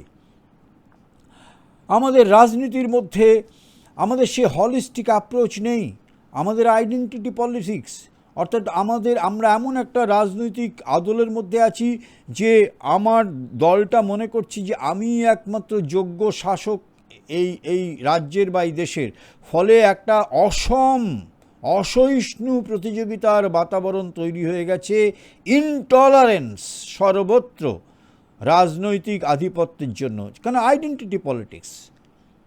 আজকে সীমা এক সময় বলেছিলেন যে মানে দল নিরপেক্ষ গণতন্ত্রের কনসেপ্ট। আজকে সেই জায়গায় যদি নতুন প্রজন্ম আসে, তার যদি সেই দৃষ্টিভঙ্গি গড়ে তোলে, সে কখনোই সেই আইডেন্টিক্যাল পলিটিক্সকে সে কখনোই প্রশ্রয় দেবে না। আপনি জানেন সম্ভবত ওটা স্পেনে না কোথায় হয়েছিল, এই মুহূর্তে আমার মানে মেমারি আমাকে সহযোগিতা করছে না, যে ভোটিং সিস্টেম, সেই ভোটিংয়ে যে রুলিং পার্টি যারা দাঁড়িয়েছিল, কন্টেস্টিং পার্টিস, সেখানে ভোট ব্যবস্থায় 80% ভোট দিয়েছিল এই ব্যবস্থার বিরুদ্ধে অনাস্থা, যেটাকে আজকে বাটনে এসে গেছে, ওটা কি বলে যে কাউকেই আমার পছন্দ নয়, যে অপশনটা আজকে ব্যালটে এসে গেছে। এবং তার ফলে তাকে নতুন করে কনস্টিটিউশন রিকনস্টিটিউট করতে হয়েছে, যে সিস্টেম সম্বন্ধে গোটা জাতি অনীহা প্রকাশ করেছে, অনাস্থা প্রকাশ করেছে। তার ভোটিং প্যাটার্নে দেখা গেছে 80% মানুষ এক্সিস্টিং পলিটিক্যাল সিস্টেম সম্পর্কে তার অনাস্থা। তার ফলে সে দেশের পুরো স্ট্রাকচারটাকে ঢেলে সাজাতে হয়েছে। আজকে আমরা যখন বুঝতে পারছি যে কিছু ক্ষেত্রে কোনো ক্ষেত্রে পার্শিয়ালি কোনো হয়তো ইস্যু, হয়তো ইট ইজ কারেক্ট তার ডিসিশন, কিন্তু অ্যাজ এ হোল গোটা বাতাবরণটা বিষিয়ে গেছে আইডেন্টিক্যাল পলিটিক্স এবং পলিটিক্যাল কম্পিটিশান, অসম প্রতিযোগিতার ফলে। এবং যে সমস্ত তথ্য আজকে জনপ্রতিনিধিদের সম্বন্ধে বেরোচ্ছে, যে তথ্য সমস্ত সংবাদপত্রে, ইলেকট্রনিক মিডিয়ায় বেরিয়ে গেছে, যে যারা নির্বাচিত সাংসদ তাদের কতজনের নামে ক্রিমিনাল কেস রয়েছে, ভাবুন, তারা আজকে আমাদের জনপ্রতিনিধি। আজকে নতুন নিয়ম, সুপ্রিম কোর্টে এই নিয়ে কেস হয়েছে, সম্ভবত এটা ফাইনাল একটা রায় হবে, যে বা এরকম একটা বিল হয়তো আসবে, এটা নিয়ে চলছে, কেন প্রচণ্ড প্রেশার আছে যে এই ধরনের ব্যাকগ্রাউন্ড যারা তারা জনপ্রতিনিধি নির্বাচনে তারা দাঁড়াতে পারবেন না। আজকে তাদের হাতে আমাদের ভালো মন্দ। আজকে পলিটিক্সে, আজকে রাজনীতিতে কোনো ভালো ছেলে মেয়ে যাচ্ছে না। কেন যাচ্ছে না? সেখানে সিনসিয়ারিটি নেই, অনেস্টি নেই, ইন্টিগ্রিটি নেই। তো এইরকম একটা, যেটা আমাদের সমস্ত ভাগ্য নির্ধারণ করছে হোল পলিটিক্যাল সিস্টেম, সেটাই যদি ভিশিয়েটেড হয়ে যায় এবং সেই ভালো ছেলেমেয়েরা যদি তাতে অংশগ্রহণ না করে, তাহলে কারা সেখানে অংশগ্রহণ করছে? সংখ্যায়, যাদের কোনো যোগ্যতাই লাগে না। বলা হয় পলিটিক্সে নাকি কোনো যোগ্যতাই লাগে না, কোনো শিক্ষা দীক্ষাই লাগে না। তো এইরকম একটা দেশ যেখানে সভ্যতা, তার কৃষ্টি, তার ইতিহাস, তার সংস্কৃতি, তার হিউম্যান সাইকোলজি সম্বন্ধে ওয়াকিবহাল না হলে আজকে দেশটাকে ঠিকমতো শাসন করা যায় না, তার লক্ষ্যে এগিয়ে নেওয়া যায় না। তারা জনপ্রতিনিধি।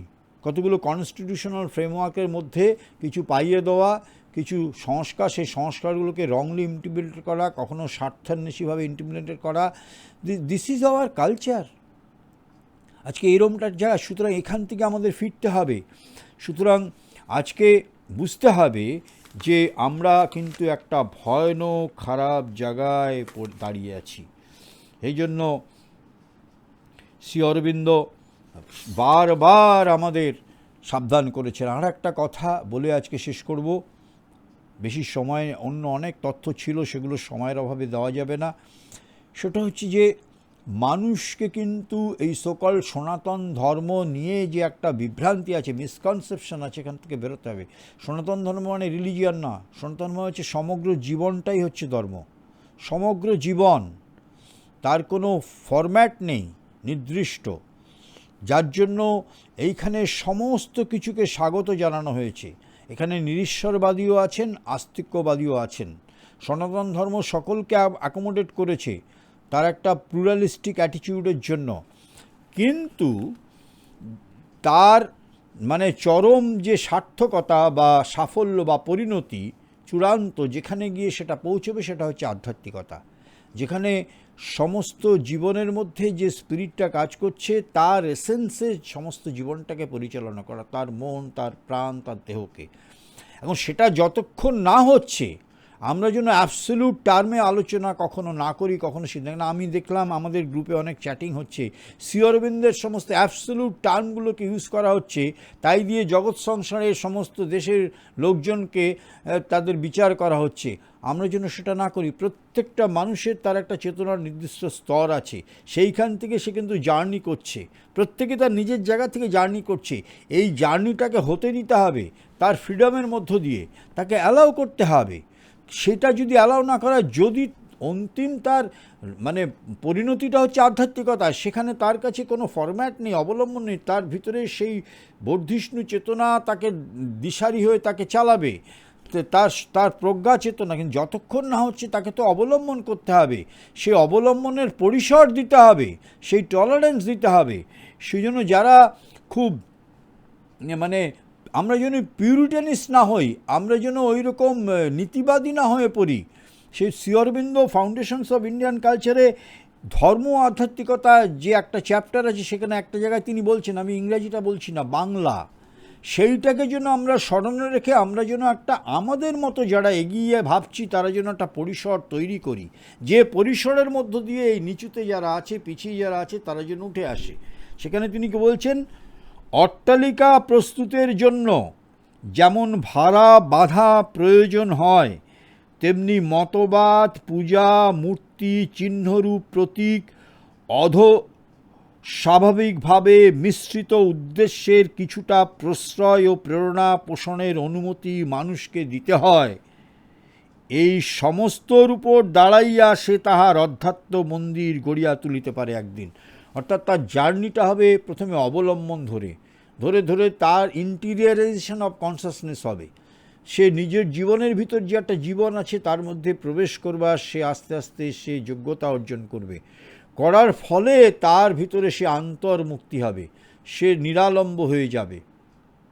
এবং তার জন্য এই যে সিস্টেমগুলো, কাস্টমগুলো, রিচুয়ালসগুলো, তাকে কখনো তার থেকে তাকে আপরুট করলে চলবে না, তাকে সেগুলো চলতে দিতে হবে। কখনো কখনো যারা আমরা অনেকটা গিয়েছি মনে হতে পারে অনেক কুসংস্কার, কিন্তু এরও একটা পর্ব আছে। পাশাপাশি আমাদের সমান্তরালভাবে একটা দৃষ্টান্ত স্থাপন করতে হবে, যেমন মা করেছেন পণ্ডিচেরি আশ্রমে, যেমন অরোভিলে তিনি করেছেন। সেই পরিসরের মধ্যে কোনো রিলিজিয়ান নেই, সমস্ত রিলিজিয়ান, যে কোনো ধর্মের মানুষরা সেখানে অ্যাকোমোডেট হতে পারে, তারা সেখানে জীবন ধারণ করতে পারে, সেখানে বেড়ে উঠতে পারে একটা কমিউনিটির মধ্যে। সেই এক্সপেরিমেন্টটা করছে, কিন্তু পাশাপাশি যে অন্য স্তরগুলো আছে, নিচের স্তরগুলোকে তাকে অ্যালাউ করতে দিতে হবে, সামনে একটা দৃষ্টান্ত রেখে। সেই জন্য বলছেন আধ্যাত্মিক সমাজ তা সে মানুষকে সমস্ত রকম স্বাধীনতা দেবে, তাকে বেড়ে উঠবার এবং ভুল করবারও। কিন্তু বলছেন পাশাপাশি যারা অগ্রণী শ্রেণী তাদেরকে সমান্তরালভাবে একটা বিকল্প দৃষ্টান্ত গড়ে তুলতে হবে। সেটা রাজনীতিতে, সেটা ব্যবসায়, সেটা আমাদের সাংসারিক জীবনে, সেটা সংস্কৃতিতে, সেটা শিক্ষা ব্যবস্থায়, সব সময় একটা বিকল্প। কেন রাতারাতি কিছু ভেঙে করা যায় না। একটা জিনিসকে রিপ্লেস করতে হলে তার দীর্ঘ পরিসর, তাকে একটা ট্রানজিটরি অবস্থার ভিতর দিয়ে যেতে হবে। কোথায় যাবে সেই ছবিটা যদি তার কাছে পরিষ্কার না থাকে, আজকে অর্থনীতিতে যদি একটা নতুন এক্সপেরিমেন্ট না হয়, কোঅপারেটিভ ইকোনমি, সেখানে অ্যাবসলিউট ক্যাপিটালিস্ট ইকোনমির যে প্রিন্সিপাল, সেটার জায়গায় যদি কোঅপারেটিভ ইকোনমি ডেভেলপ করে, যেখানে শ্রমিকেরা আছে তাদের শেয়ারও থাকবে, একটা নির্দিষ্ট সংখ্যক শেয়ার থাকবে, সে জানবে আমার ফ্যাক্টরির লাভ হলে সেটা আমারও লাভ, যেটাতে জাপানে আছে।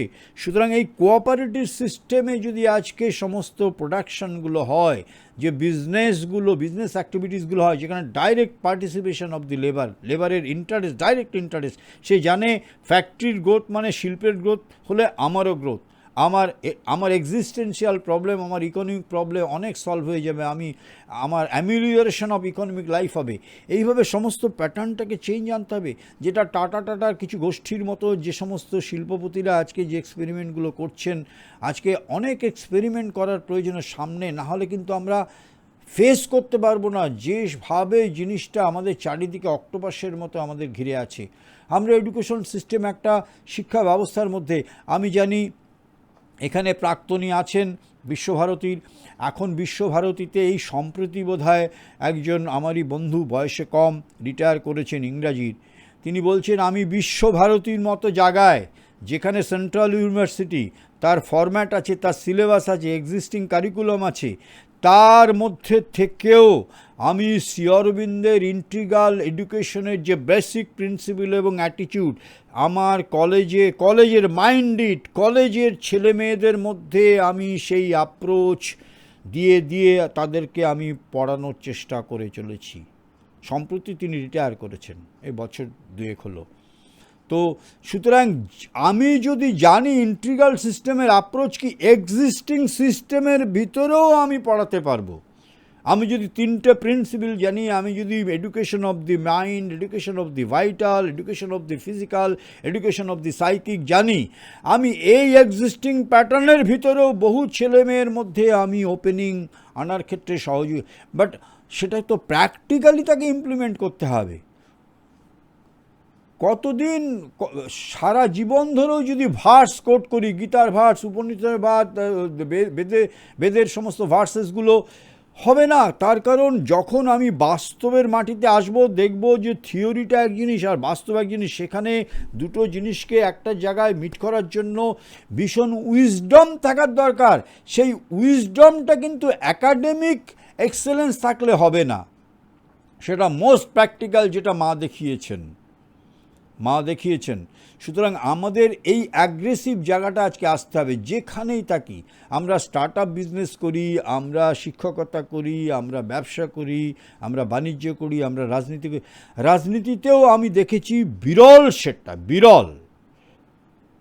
আমার পরিচিত 2-1 যে যারা এই রাজনীতিতে আছেন, কিন্তু এই রাজনীতির টিপিক্যাল প্যাটার্নের মধ্যে যে কি বলে ওটাকে, মেরুকরণ, তারা মেরুকরণ করেন না। সংখ্যা এত নগণ্য, সেটা পার্সেন্টেজ আসবে না, কিন্তু আছেন। এই রাজ্যেও 1-2 আছেন, বহিরাজ্যেও আছেন। এবং Shri Aurobindo international centre of education থেকে যারা হায়ার কোর্স কমপ্লিট করে গেছেন, 2 অ্যালুমিনি উড়িষ্যার রাজ্যের, তারা বিধায়ক, এবং তাদের আমি ইন্টারভিউ করেছি গোল্ডেন চেনে, যে তাদের পত্রিকাটা অ্যালুমিনিদের, সেখানে বলছেন যে শ্রী অরবিন্দের কনসেপ্ট, স্পিরিচুয়াল কনসেপ্টটা রাজনীতিতে আনার জন্য আমরা এটাকে চ্যালেঞ্জ হিসেবে নিয়েছি। তার মধ্যে 2 সেখানে নির্বাচিত জনপ্রতিনিধি, তারা তাদের চেষ্টা করছেন তার মধ্যে। সুতরাং আমাদের তো হাত গুটিয়ে বসে থাকলে হবে না। সুতরাং আমাদের অ্যাগ্রেসিভ ডিফেন্স নিতেই হবে, কিছুতেই সারভাইভ করতে পারবো না কতগুলো অনলাইন ক্লাস দিয়ে। থিংস আর ভেরি প্র্যাকটিক্যাল, সেইখানে আমাদের নামতে হবে, সেটা শিক্ষায় হোক, বাণিজ্যে হোক, সেটা রাজনীতিতে হোক। এবং সেইটা আজকে বুঝতে হবে। এবং কারা পারবে? যাদের কাছে পুরো কনসেপচুয়াল ক্ল্যারিটি আছে। এই সোকল্ড ভক্ত সমাজ, কোট আনকোট, সমস্ত ধর্মীয় প্রতিষ্ঠানে বা সোকল্ড ক্যাডাররা পারবেন না, যারা এনলাইটেন। সুতরাং এনলাইটেনমেন্টটা কিন্তু ভীষণ জরুরি। এবং তার জন্য ভারতবর্ষের সেই ইতিহাস, সভ্যতা, তার রাজনীতি, তার দর্শন, তার শিল্পকলা, তার সাহিত্য পড়তে হবে। এবং সেখানে যদি পড়ি, তবে আজকের এই যে অবস্থা, আজকের মতো করে সেটাকে আমি ফেস করতে পারবো। এবং তার জন্য ভীষণ রকম যোগ্যতা অর্জনের দরকার। কেন শুধু জ্ঞান, শক্তিহীন জ্ঞান অকেজো। ভবানী মন্দিরে শ্রী অরবিন্দ বলছেন যে knowledge without power is useless. আবার পাওয়ার উইদাউট নলেজ মিসগাইডেড, ভয়ানক ধ্বংসাত্মক কাজ করতে পারে পাওয়ার উইদাউট নলেজ। সুতরাং দুটোর কম্বিনেশন আজকে চাই। এবং আজকে জ্ঞানের সাথে সেই ক্ষত্রিয়ের, কেন ভারতবর্ষের রাজনীতিতে যারা একসময় ছিল, সেই ইন্ডিয়ান পলিটিতে ক্ষত্রিয়রা ছিল, এবং ক্ষত্রিয়রাও সেই জ্ঞানের অধিকারী ছিল। সেই জ্ঞান তারা ব্রাহ্মণদের কাছ থেকে অর্জন করত। আজকে কোথায় সেই ক্ষত্রিয় যারা পলিটিক্স করবে? আজকে পলিটিক্সে বলা হয় এটা সর্বজনবিদিত, যার কোনো যোগ্যতা নেই সে আজকে পলিটিক্সে সে পার্টিসিপেট করতে পারে। এই জায়গা থেকে আজকে আমাদের বেরোতে হবে। সুতরাং অ্যাগ্রেসিভ ডিফেন্স মাস্ট, আক্রমণাত্মক আত্মরক্ষা। শ্রী অরবিন্দ বিপুল জায়গায় বলেছেন, ফাউন্ডেশন অফ ইন্ডিয়ান কালচারে একাধিক জায়গায় বলেছেন, হিউম্যান সাইকেলে বলেছেন, লাইফ ডিভাইনে কয়েকটা জায়গায় বলেছেন, হ্যাঁ, একেবারে বিস্তৃতভাবে বলেছেন, যেখানে যেখানে যেমন তিনি সুযোগ পেয়েছেন বলেছেন।